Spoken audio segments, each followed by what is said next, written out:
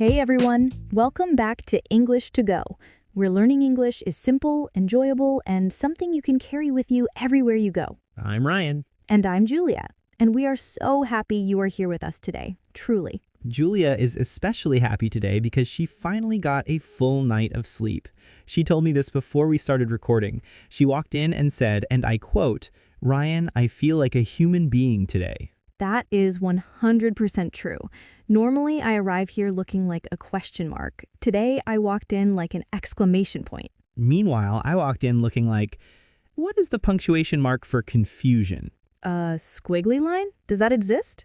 It absolutely should. Someone please invent it. The squiggly line, for when your body is awake but your brain has not arrived yet. And that, my friends, is actually the perfect introduction to what we are talking about today. But first, Before we jump in, if you enjoy our conversations, please hit that like button right now. It takes 1 second and it truly helps us reach more learners all around the world. yes, and please subscribe to the channel so you never miss an episode. We put so much love into each one. And if you have a friend who is learning English, share this with them today. Learning is always better when you do it together. Okay, Ryan, so today's topic is morning routines and English, building the habit of thinking and speaking in English right when you wake up. But I heard something happened to you this morning, before you came here. Oh, you heard about that. Tell the people, Ryan. Okay, so this morning I go downstairs. My neighbor is standing at our shared front door. His name is Marco. Very nice man, very normal man. He looks at me and says, "Hey Ryan, are you going to the shop? Can you grab some milk?" Very simple, a completely normal question. Normal, easy, and what happened? I stood there for a long time. My brain was completely empty, like a white room with no furniture. He is looking at me, I am looking at him, and instead of saying, "Sure, no problem," I said, and I genuinely do not know why I said this. I said, "Milk is cold." Milk is cold? Milk is cold, Julia. That is a scientific fact. But Marco just stared at me like I had 3 heads, and then I walked away. I just left. No goodbye, no explanation. I said, "Milk is cold," and I walked away, and I am genuinely never recovering from this. Oh, Ryan, my friend, what you experienced this morning has a name. It is called the morning fog, and today we are going to fix it for you, for Marco, and for every single person listening to us right now. Please, I am begging you, let's talk about this. Okay, let's start at the very beginning. What is the morning fog? This is the feeling when you wake up and your brain is slow. It is not fully awake yet. Your thoughts are blurry, like a window covered in steam. You can see shapes through it, but nothing is sharp. Nothing is clear. And this is completely normal, right? It is not just me. It is 100% normal. In fact, scientists have a name for it.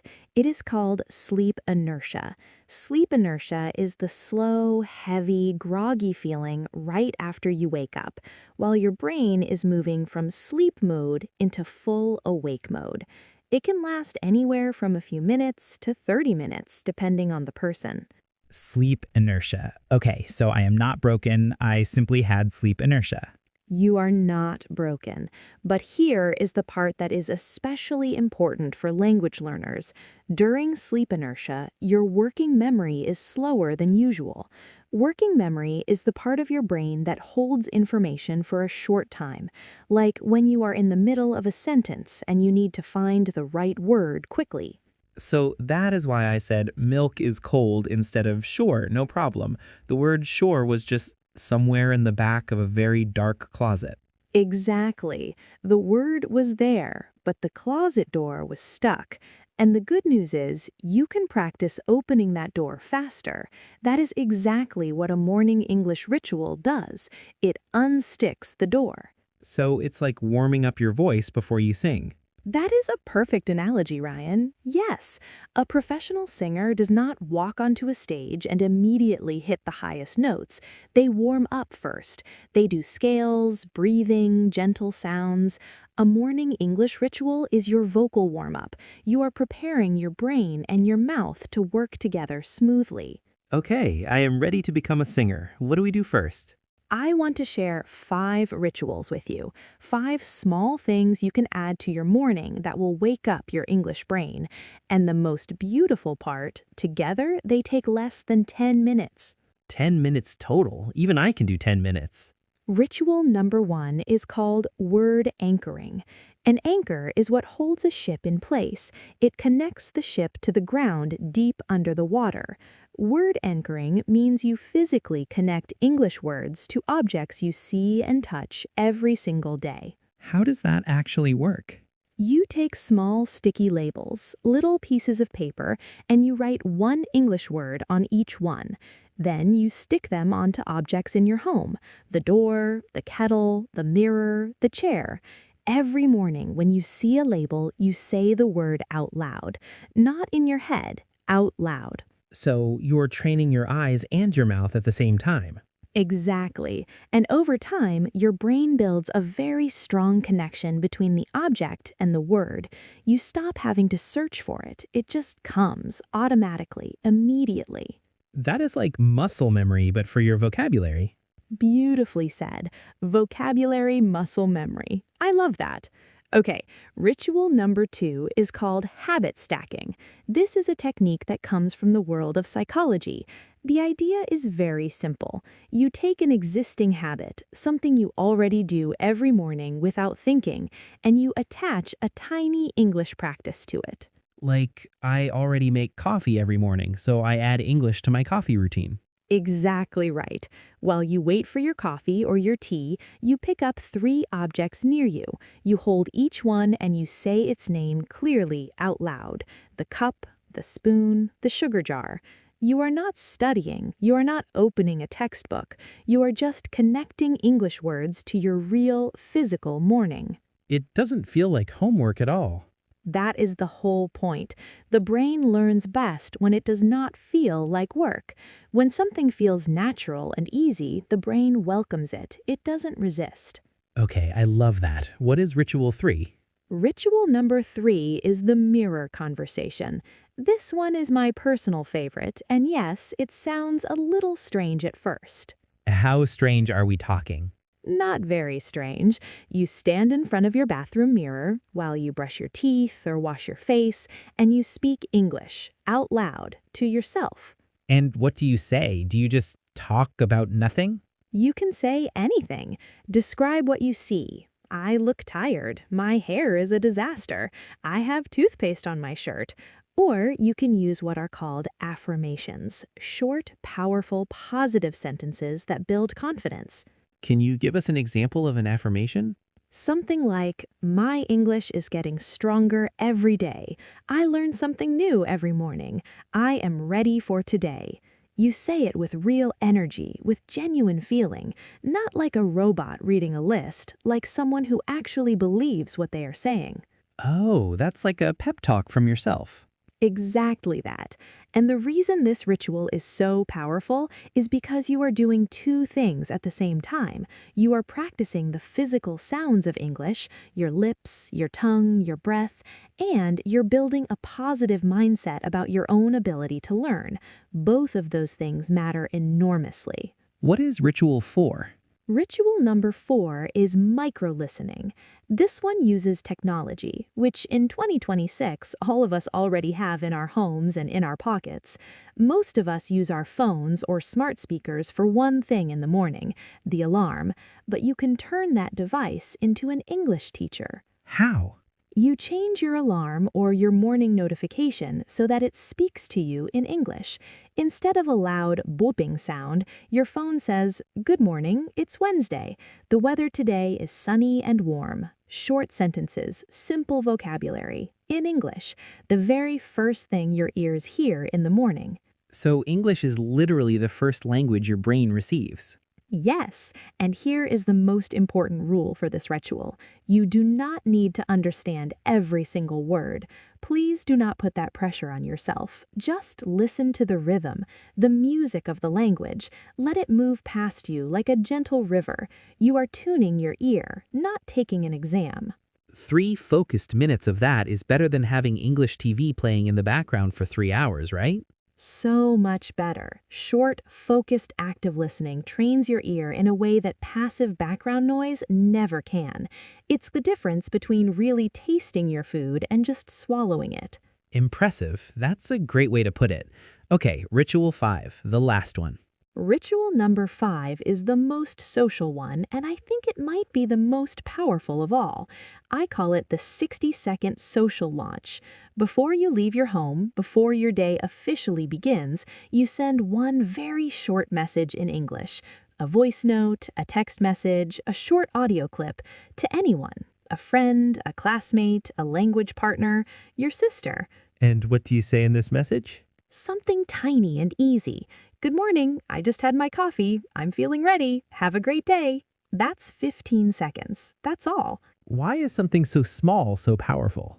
Because you have done something that most learners never do. You communicated in English with a real person before your day even began. You get a small feeling of success, a small win, and that feeling creates what psychologists call social momentum. You feel connected to another human being through English. You feel brave, and that confidence and energy carries forward into your whole day. So if I had done any one of these 5 rituals this morning, I would not have told Marco that milk is cold. You would have opened that door, smiled, and said, "Of course, Marco, semi-skimmed or full fat?" That is exactly what I should have said. I'm going to apologize to him this evening. Now let's talk about something that does not get enough attention. The physical side of speaking English in the morning, because your mouth is genuinely stiff when you first wake up. Oh, that is absolutely real. My mouth feels like it is full of dry cotton for the first 10 minutes of the day. Yes, your jaw muscles, your lip muscles, your tongue, they have all been completely still for 7 or 8 hours. They need to wake up too. And the solution is simple. Vocal warm-ups, small physical exercises that take only 30 seconds. Can you walk us through some right now? Of course. First exercise. Open your mouth as wide as you possibly can, like the biggest, most dramatic yawn of your life. Hold it for 2 seconds, then close it slowly. Do that 3 times. This wakes up your jaw and loosens your cheeks. Like this? Exactly like that. Second exercise, say these 3 sounds clearly and separately. B, P, M. B, P, M. These are all sounds made with your lips. They get your lips warm and flexible. B, P, M. B, P, M. I feel like a very unusual robot. A very awake and productive robot. Third exercise, tongue twisters. Short ones. My personal favorite morning tongue twister is red lorry, yellow lorry. Say it quickly 3 times in a row. Red lorry, yellow lorry. Red lorry, yellow lorry. Red, yarrow, lorry. I lose it completely every single time. That is perfect because it is difficult. Your tongue is working hard. It is problem solving. It is waking up. And that is exactly what you want. Your tongue engaged, your brain engaged, your voice moving through the air. So the physical side of English is just as important as the vocabulary side. It is equally important. True fluency is not only about knowing the right words, it's about your body being ready and comfortable to produce those words quickly, clearly, and naturally, even when someone is standing at your door asking about milk. That takes physical practice every morning. The Marco situation would have been completely different. Completely different. And speaking of practice, let's do a quick word tour of the most useful words and phrases from today's episode. Let's go. Word number 1. Sleep inertia. The slow, heavy, groggy feeling right after you wake up, while your brain transitions from sleep to full alertness. Sentence: I had terrible sleep inertia this morning. I could not form a single sentence for the first 20 minutes. Word 2. Word anchoring. A technique where you connect English vocabulary to physical objects in your home by using small written labels. Sentence: Word anchoring finally helped me remember the difference between cupboard and cabinet. I put labels on both. Word 3. Word habit stacking. Adding a small new behavior onto an existing daily habit, so the new behavior becomes automatic and effortless over time. Sentence, I use habit stacking. Every time I wait for my coffee, I say 10 English words out loud. Word 4. Affirmation. A short, positive statement that you repeat to yourself in order to build confidence and a strong mindset. Sentence, my morning affirmation is, I speak English with confidence, and I improve a little more every single day. Word 5. Micro-listening. Short, focused periods of active listening, usually 2 to 5 minutes, designed to train your ear to the natural rhythm and sounds of English. Sentence, since I started micro-listening every morning, I notice that conversations feel much easier to follow. Word 6. Social momentum. The positive, confident, energized feeling you get from successfully communicating with another person, a feeling that motivates you to keep going. Sentence, sending that voice note to my friend gave me so much social momentum. I walked into work feeling ready to speak English all day. And our bonus word for today? Vocal warm-up. The physical exercises you do to prepare your mouth, lips, tongue, and voice for speaking, exactly the way a singer prepares their voice before a performance. Sentence, my 2-minute vocal warm-up every morning means I will never, ever again tell my neighbor that milk is cold. Marco would be so proud. Before we go today, we have a question for you, and we genuinely want to hear your answer in the comments below. Here it is. Think about tomorrow morning. When you open your eyes, what is the very first sentence you want to say out loud in English? It can be something wonderfully simple. Good morning. I need my coffee. Today is going to be a great day. Anything at all. Write that sentence in the comments right now. Just one sentence. It is excellent practice, and we read every single comment you leave us. I will start. My first English sentence tomorrow morning will be, I am ready for today, and today is ready for me. And mine will be, good morning, Marco, semi-skimmed or full fat. I am fully committed to fixing this situation. Laughing softly, then settling into genuine gratitude. Today we covered the morning fog, sleep inertia, and 5 powerful rituals: word anchoring, habit stacking, mirror conversations, micro-listening, and the 60-second social launch. We even warmed up our mouths together. And through all of it, the big idea was this. Your morning is the most powerful window of the day for your brain. The science says so. Use it. Give it English. Even for 10 minutes. That is enough to change everything. Thank you for being here today. We know your time is valuable, and we truly appreciate you spending it with us. Every minute you give to learning is an investment in your future self, and that is something worth celebrating. English to go? Take it with you. Bye-bye, everyone.